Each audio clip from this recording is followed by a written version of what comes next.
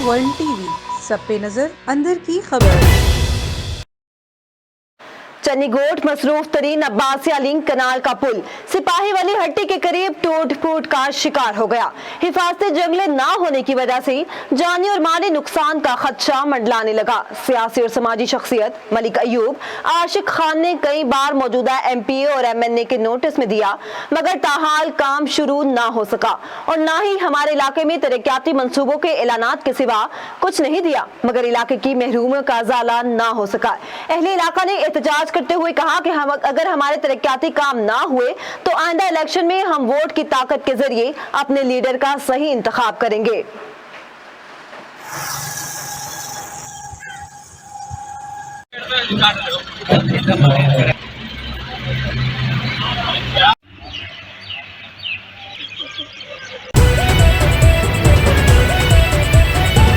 A1 TV, सब पे नजर, अंदर की खबर।